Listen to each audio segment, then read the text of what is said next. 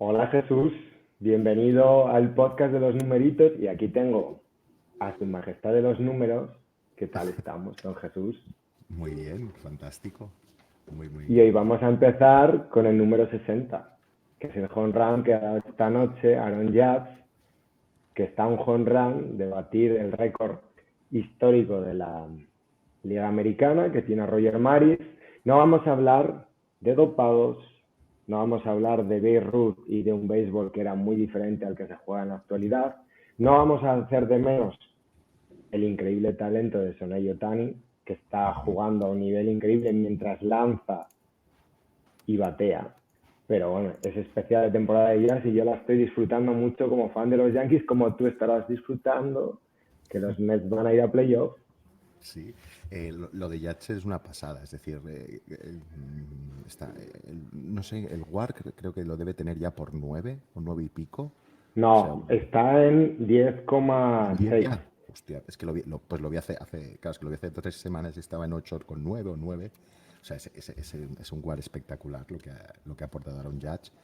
Es increíble. Y como bien dices, lo de Otani, no hay que desmerecerlo, pero es que Otani se debería merecer un propio premio, el premio Shohei Otani cada año. Deberían crear ya ahora un nuevo tipo de jugador, ¿no? Que no va a haber más tampoco, no sé si habrá más, pero bueno, con lo atlético que está últimamente, los cambios atléticos que estamos teniendo, ¿no? En el deporte, quizás sí que nos encontraremos en el futuro más. Increíble, increíble lo de Aaron Judge. Y sí, estoy contento por los Mets, aunque tenemos allá los Braves al lado, que estamos los dos equipos, vamos, que no perdemos una, ¿eh? Ya estamos por 90 y pico victorias. Bueno, dos grandes equipos. Muy pronto hablaremos de béisbol en el canal, pero no me resistí a empezar por aquí porque me parece totalmente relevante. Muchísimo. Saltamos a la NFL y mira, estaba yo pensando este fin de semana y dije, ¿de qué podemos hablar? ¿De qué podemos hablar? Y dije, ¿qué liga más curiosa la NFL en una cosa? Ahora que se habla, por ejemplo, de la liga de fútbol, de los 100 puntos, del Madrid-Barça, de todo, tanta desigualdad. ¿Qué remontadas tan increíbles se dan en la NFL? Partidos que tú ya apagarías la tele y dirías, yo esto no lo sigo viendo, es imposible que pase nada, pum, salto de partido y de repente Baltimore-Miami, das el partido Baltimore por ganado y ganan los Dolphins. ¿Qué pasa, Jesús? ¿Cómo es posible esto? Sí, también pasó con el New York Jets contra Cleveland Browns, que hubo una remontada histórica todavía casi más improbable. Uno cada vez se oye más o cada vez sale más, incluso sale en las retransmisiones, ¿no? El concepto de probabilidad de ganar, ¿no? Que es un concepto que va evolucionando a lo largo que el partido pues va transcurriendo, ¿no? Y te dice, más o menos basado en un modelo donde ha estudiado históricamente pues esas situaciones de juego, cómo se están dando esas jugadas, pues qué probabilidad de ganar tienes, ¿no? Estos partidos, por ejemplo, tenían menos de un 1% de probabilidad de ganar los equipos que al final lo ganaron, ¿no? Y sí que por Twitter se ha ido leyendo, ¿no? Gente que dice, bueno, ¿y estos modelos qué? Porque si tantos equipos al final remontan, la realidad es que eso no pasa en verdad. Es decir, si coges la última década y miras los números, solo un 1% de los partidos con menos de un 2% de probabilidad de ganar se han remontado. Es decir, ¿te puede pasar 3 en una semana? Claro que te puede pasar. Entonces esto es un poco, pasa poco, lo que pasa es que cuando pasa es tan sonado y nos pasa a veces, entonces nos llama la atención y nos quedamos. Y no nos quedamos con los días que no pasa porque el equipo simplemente ha arrasado, ¿no? Como los partidos de ayer de Bills y de Vikings, de Bills y de Eagles que ganaron, donde claramente tenían probabilidad de ganar muy alta y lo acabaron ganando. De todas formas, sí que me gustaría hacer un pequeño reflexión sobre el modelo probabilidad de ganar, ¿no? Primero, no hay un modelo probabilidad de ganar, es decir, hay muchos, cada uno tiene el suyo. Está el de Next Gen Stat, el de ESPN, está el de RR, el de NFL Stats, es decir, cada uno es un modelo. Los modelos se entrenan de forma diferente. Y segundo, que al final estos modelos, como siempre digo, hay que cogerlos con pinzas. Estos modelos cuando llegan a tramos como es decir, al últimos 2 minutos del partido, que está la cosa a lo mejor se iguala más, son modelos que ahí no acaban de afinar mucho, porque es muy difícil, porque no hay tantas jugadas con que se les pueda entrenar. Es decir, no hay tantas ocasiones donde un equipo que está casi con un 2% perdiendo remonta, ¿no? Entonces el modelo, esas cosas a veces les cuesta, ¿no? Cuesta afinarlos. Entonces, cuando estamos cerca de, sobre todo en los 2 minute warnings, ahí los modelos nos dan cosas más raras, pero en general, pues nos dan una guía de tu equipo, pues en qué situación está del partido, sin que tampoco sea una probabilidad. Si un equipo tiene un 2% de probabilidad de ganar, no significa que el 2% de los partidos que tengan eso se ganarán. Puede ser, seguramente sea incluso un poco más, un poco menos. Eso es un concepto ya más estadístico. Pero bien, el resumen es que hay menos partidos que se remontan de los que creemos, aunque coincidan en una semana varios, y en la NFL todo tal, y que los modelos hay muchos y que hay que pues ver de dónde viene cada modelo, comparar y que te sirva, como siempre decimos aquí, como guía. Hablamos la anterior semana de kicks excepcionales convertidos por distancias excepcionales, y lo que me parece interesante, Jesús, es que estamos asistiendo a fenómenos que no son normales, y entonces los modelos a veces funcionan peor, ¿no? Porque tú, cuanto más alimentas el modelo, más fiabilidad tienes. Como cuando se dice mucho en béisbol, es que la muestra no es significativa, es que no... Es un poco, mira, parecido a lo que estamos hablando ahora de jazz y todo esto, que son cosas que no son normales, entonces tampoco es muy fácil compararlas, porque, por ejemplo, lo más destacado este año para mí en el béisbol no es ya lo que está haciendo jazz, sino es que lleva 60 home runs y el siguiente no lleva ni 40. Ya. Como quien dice, o sea, es totalmente en una temporada en la que las ofensivas les está costando mucho, él se está saliendo mucho del mapa. Y mira, me llamó mucho la atención ayer en tu Twitter, @unmalkicker, que lo diré, sí, es imposible que no lo conozcáis. O sea, tampoco lo voy a insistir mucho. ¿Son tan buenos los Bills como parecen ahora mismo? Pepe Rodríguez. Mira, los Bills son muy, muy buen equipo. O sea, ¿qué os voy a decir? Los Bills han arrasado en estos 2 partidos y son un equipazo y son el gran favorito. Incluso están superando las expectativas que teníamos. Si hablamos a nivel histórico de los últimos 20 años, los Bills deben haber sido el octavo, noveno mejor 2-0 que ha habido en los últimos 20 años. Es decir, eso está muy bien, evidentemente. Es que ahora no tengo el dato justo aquí, pero justo lo leí ayer. El octavo, noveno mejor 2-0 que ha habido en los últimos 20 años. O sea, ahí pone en la situación de que tenemos un equipo histórico. Y luego todos esos equipos que eran tan buenos han tenido una temporada regular donde evidentemente, excepto creo que un caso, el resto se han clasificado para playoffs de manera sobrada.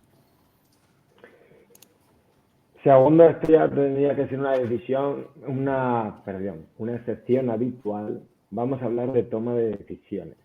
Entonces, cuéntame la narrativa en la que ir a por 2 estando 8 abajo, se llama la excepción. Esta es la sección ir a por 2 estando 8 abajo. Bueno, esta es una cosa que pasó el otro día con Washington Commanders y creo que con Lions también. Estás 8 abajo, ¿de acuerdo? Acabas de anotar un touchdown y estás 8 abajo, ¿no?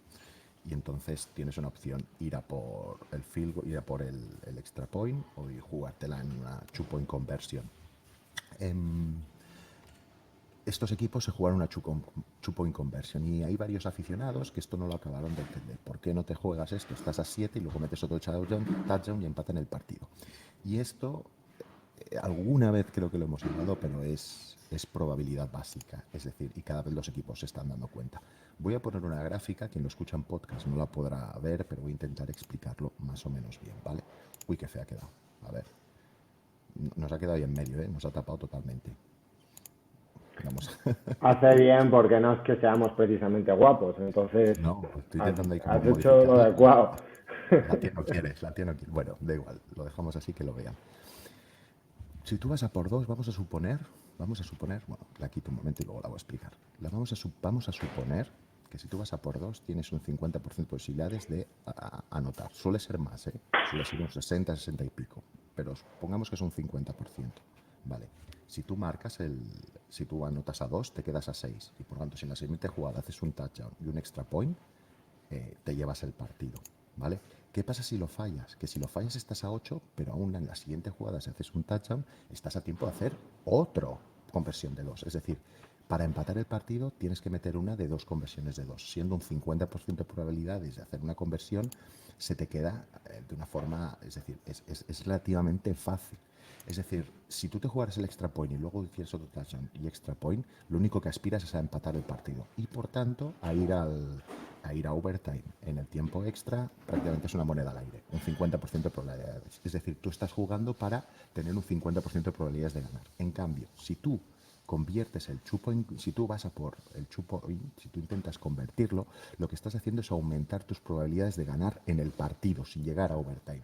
Y por tanto, al final tu probabilidad de ganar se suma la del 50% si fueras a la prórroga, más un 12,5, que es la que haces porque te estás jugando estos 2 points. Por tanto, al final tú estás teniendo más probabilidad de ganar jugándote esos 2 points. Ya no es analytics, ya no es modelos, es probabilidad básica.